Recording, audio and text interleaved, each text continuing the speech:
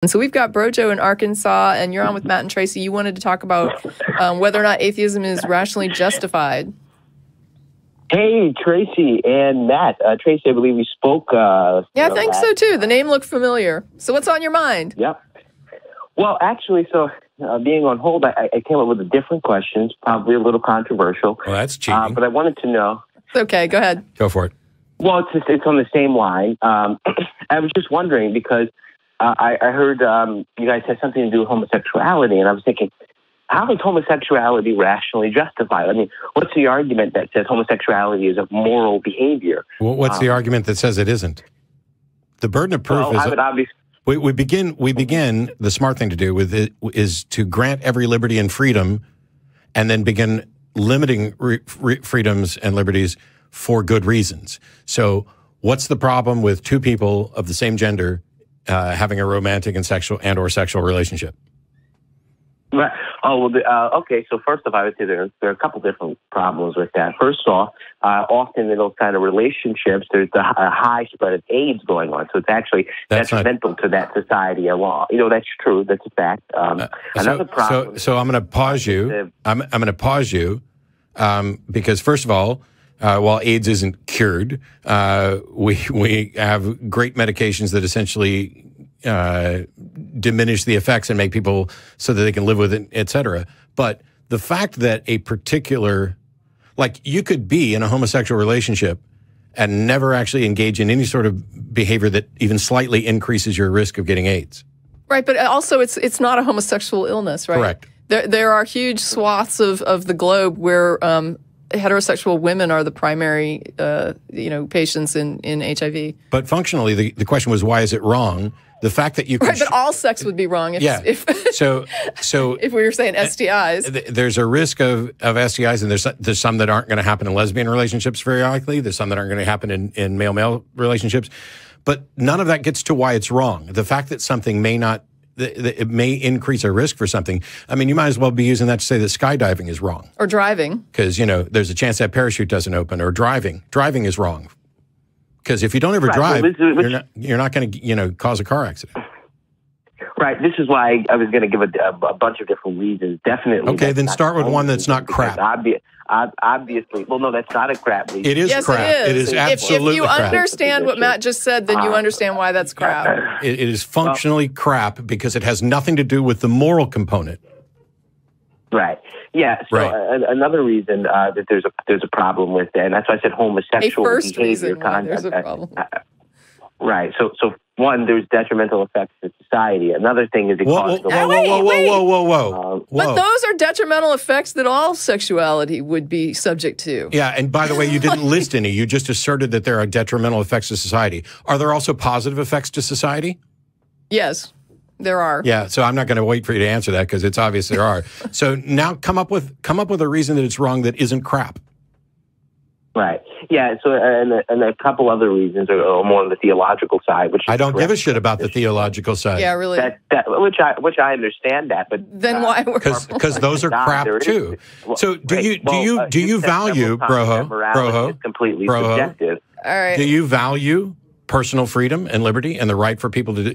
Because first of all, you don't choose who you fall in love with. You don't choose who you want to interact. You choose what you do about it, but it's not like I chose to fall in love with Beth or whoever. And I really don't know that there's in most cases, a rational component to sex with anybody. It's mostly visceral and instinctive. And so the question here then becomes: we're going to say we value individual freedom and autonomy, the ability to live your life, the ability to not be punished or have the choices that you make diminished if they don't impact the lives of others. And so pointing out that there's something that you can view as wrong with homosexuality is irrelevant until you point out the one that is the justification for overriding individuals' freedoms. Right. Well, I don't think it's really a good argument to suggest just because you don't personally care about religion, therefore it doesn't matter. I mean, I care about it. I mean, does that assert that my... Well, no, wait a minute. Let me see if I might be able to help. Wait, bad argument. Okay, wait. I might be able to help facilitate this. Here's the thing. Wait. Let me just try this. He just said it was a bad argument, and I'm responding to his bad argument. But I just want to make sure he understands. He doesn't. If the religious reason is a good reason, then you don't need to use religion because you'll be able to demonstrate it's a good reason even without the religion, right? So if the religion has a good reason for putting it forward, then you should be able to just point to the good reason, and you don't really need to go to religion for it. Well, I think so first off, there's a few problems with that. First off, it assumes that humans are capable of reason apart from the Christian God, that people aren't suppressed. It doesn't assume humans are capable of reason. No, humans are, in fact, capable of reason, most of us. Okay. Okay, so there's a problem. It assumes people are capable of reason. I also said that I just said that's not a fucking problem. It's not an assumption. It's a demonstration. Not only are we capable of reasoning, we are able to define and describe reasoning. We are able to describe how and why we know when we come across fallacious reasoning. We are able to describe how we know when our emotions and biases are affecting things. For you to suggest that we are just presupposing that humans can reason is flatly fucking absurd. So don't just assert it again. If I offer a rebuttal, don't just restate the same thing. You need to then rehabilitate your argument or drop it. Yeah. So there was the fall of man, I believe, that happened thousands of years ago. I don't believe that the fall of man is a real thing or that it happened 1,000 years ago. Just because you don't believe that, I mean, that doesn't mean that it's not true. Correct. And just because you do believe it, does not mean, oh my God, interrupt me one more fucking time, I dare you. Okay, he's on hold. Just because you do believe it doesn't mean it's true. So if you're just calling into the show to assert things that you believe and offer no argument for it, I'm not interested. Okay. Make a case. Yeah, and I have to say that if this is just going to be preaching, just tell us now and we'll move on to the next call. Yeah. Okay, you're off hold. No, well, I didn't plan on preaching. I just planned saying that starting with the fall of man and then just asserting it and saying this is part of your argument is preaching. Especially when you admit that you understand that Matt's not just going to accept it as. So you don't like correct. Homosexuals and you don't like sound arguments. Go ahead. What's next? Okay, well, first off, I never said I didn't like homosexuals, so that's a straw man. What I'm simply coming on to do is to show that I don't believe the homosexuality, it has a rational justification. I think if we're to justify homosexuality... I addressed that. I addressed that. Pedophilia like that. What the fuck did you just say? That claims that it... What the fuck? He's on hold. Okay, now you're on hold, so even if you're still talking, other people will hear this. First of all, you're saying that homosexuality doesn't have a rational justification. And I addressed this point at the outset, that we don't need a rational justification to permit people to engage in activities. We need rational justifications to limit freedoms, not to have freedoms. Otherwise, we would have a list of here are the 5 things that everyone is allowed to do, and that's it. Well, instead, we have maximal freedom, and we begin limiting for good reasons as it impacts others. Most romantic relationships, though, do not have a rational justification. Usually, it's just because you like somebody, you fell in love with them, and then you proceed. Correct. Yeah. On that ground, that argument is also crap because, first of all, as Tracy pointed out, they don't necessarily have a rational justification. But the point I made earlier was that you need a rational justification to limit them or to say that something's wrong. But I would like for you to tell me how the fuck you started with, I didn't ever say I didn't like homosexuals and had a bad string of arguments and then uttered the word pedophilia. Go.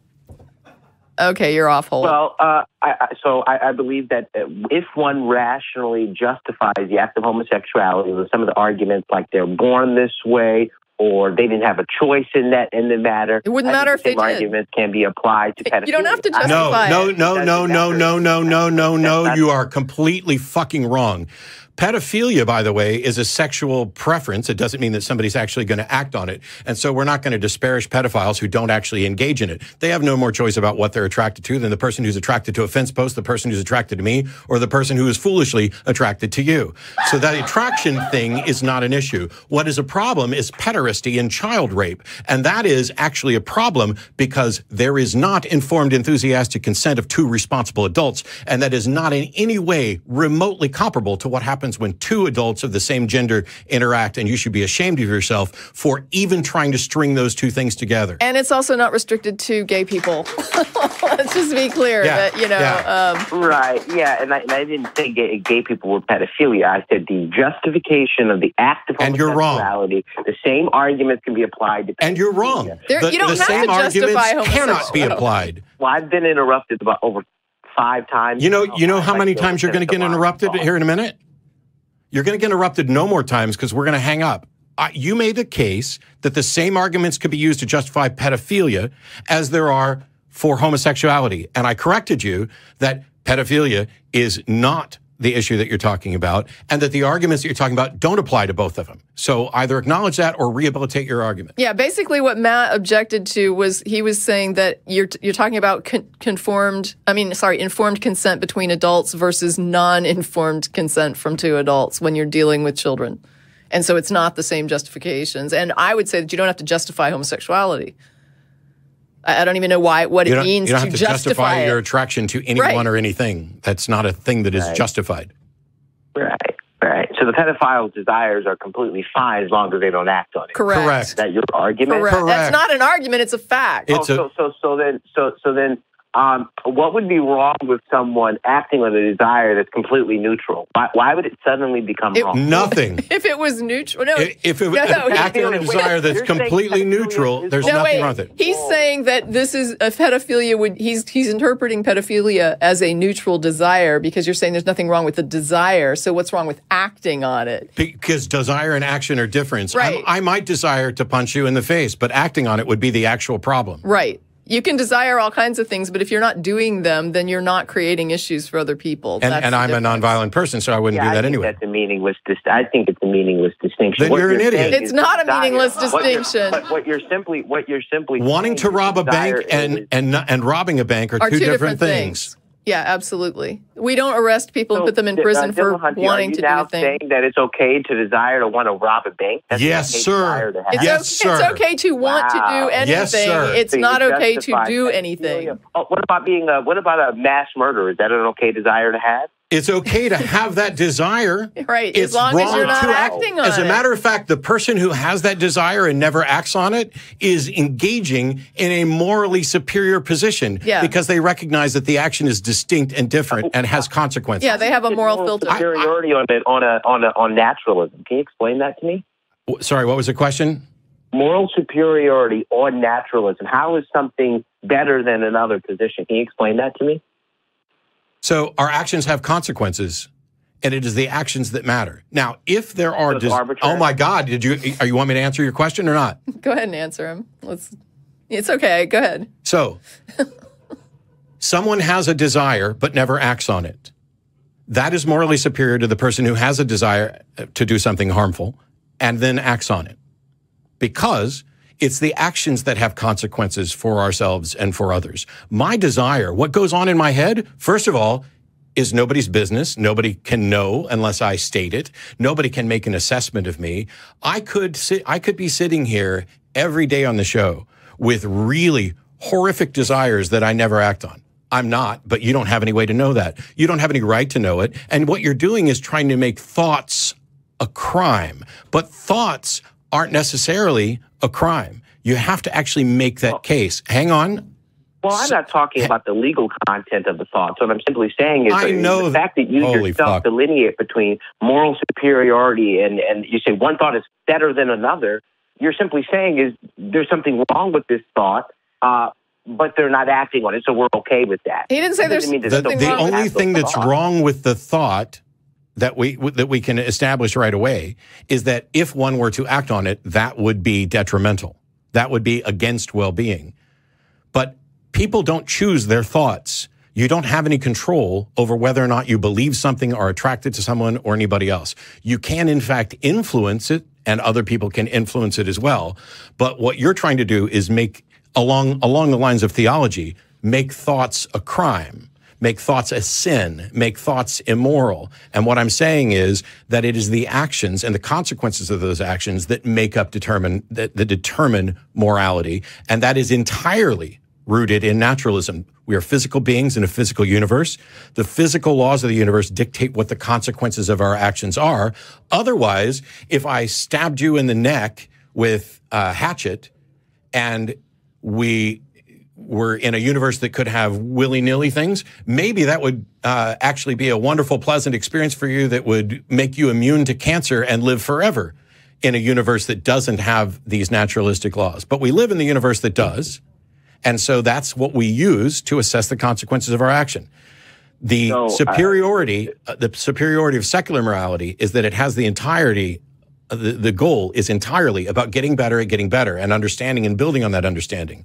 Religious moral systems have pronouncements about what is, and that's why you're convinced that somebody who has an evil thought is somehow a bad person, even if they don't act on it, and you are wrong. So, Dillahunty, are you saying that societal consequences then determines whether or not something is correct or the right No, thing? the physical... So society doesn't act on it, then it's okay. No, that's not what he was trying to That's not even in the fucking ballpark of what I was talking about. Okay, so what was the point of bringing up, as much as we can see, there seem to be consequences to certain actions. Because how does that affect the moral argument? So what's people react negatively to it? He's talking about real world consequences, not artificially imposed social consequences. You compare the consequences of actions with respect to a goal, in this case, the goal being well-being. Oh, like, for example, homosexuality, engaging in the practice of spreading AIDS, which you said was Hang up totally on this piece fine. of shit, please.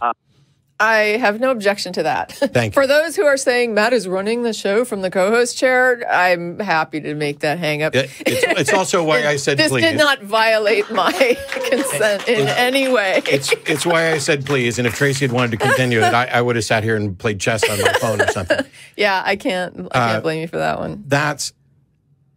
So the thing is, let's say that I'm attracted to someone. You don't know what their gender is. What are you looking at me for? We've done this a lot. Yeah. I'm attracted to someone. What's wrong with that? And what his point was, or what he doesn't dislike homosexuals. He just thinks that they don't have a rational justification and that they're all about spreading the AIDS. Yeah, they're all AIDS spreading machines in his head. You are a monumentally bigoted and closed-minded individual. And yeah, I feel stupider for having had a conversation with you. That argument shuts down all sexuality. Yeah. It's like, you're always at risk when you have sex. As if heteronormative relationships are the good ones. Well, hey, I mean, you're divorced. I'm divorced. If we're using HIV as the metric, then lesbian relationships would be like the pinnacle. Ooh, yeah. No, I mean, they would. No, abstinence. Right. Abstinence would be asexuals. Right. Abstinence would be the pinnacle. That's true. Because that is a relationship that is based, and I have plenty of friends who are asexual. I've even dated someone who's asexual. Those relationships are based on other things about the human being than whether or not there's a penis getting off or a vagina getting off, which, by the way, those things don't get off. It's your brain that gets off. Your brain is what experiences an orgasm. Your brain is what attracts you to somebody else. And it's all in an asexual relationship, it's about actually valuing that other person as a person. And so if you want to go down that route, then asexual relationships must be the morally superior ones. I don't think that's the case. I think that there are good relationships and bad relationships in every one of the categories. And this guy just picked out something that he doesn't like, but doesn't want to admit he doesn't like to go after. Yeah. There's just so much wrong. So it's like, and first of all, I take huge issue with the idea that romantic attachment is at all rational. Yes. I've been in relationships where we had a romantic connection, where we had an intimate connection, but the foundation of the relationship wasn't the romantic and intimate thing. That came afterwards. Yeah. It's like it does for most people. And I mean, even if you limit the category of people, let's say that it's like, well, I want somebody who wants to live where I want to live. And I want, because you're thinking, let's say that you have a rational justification for the partner that you would choose. You're still choosing from among those folks the ones that attract you most, right? Like you don't just go in and say, well, just let me, cover my eyes and just pick one. Isn't it convenient that your soulmate worked at the same company that you did in your town? Yeah, So anyway.